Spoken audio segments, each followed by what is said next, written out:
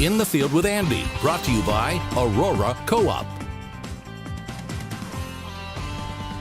Alrighty, everybody, we're back out in York, Nebraska. I'm with Jeff Dew now, aka the Pivot Doctor.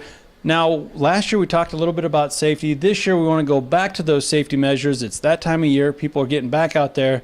And some of these issues people don't necessarily see because they're not above ground.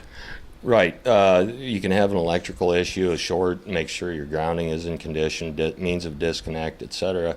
And oftentimes people will complain about higher electrical usage or fuel usage, and it can be a problem you don't see with a well that's going bad, a hole in a column, and you could have a collapsed well. You could lose quite a few dollars rather than replacing just the pump. It could be a sprinkler issue. They should be replaced about every 10 to 12,000 hours or 7 to 10 years. That can affect efficiency and cost greatly. So what are some ways that folks can avoid those or be on top of that and not get themselves into trouble? The number one thing would be to get qualified technicians out there to do a pre-season inspection every year, ensure all the safeties work, all the electrical equipment is up to standard, and your sprinklers are in good condition. And I would flow check and pressure check the well once a year. Make sure that the chem valve works, so that if you're insectigating or fertigating, that it's all functional and safe. Now, what are some other pointers, just generic ones that guys maybe let go every once in a while, but they really need to, this is a yearly thing, and they need to be careful at when they go back out there and turn that pivot back on?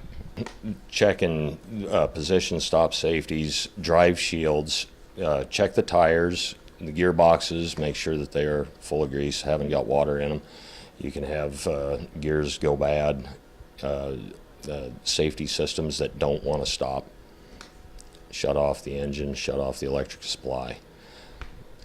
It sounds to me like a lot of things that folks are aware of, but they just need to keep it top of mind, especially this time of year.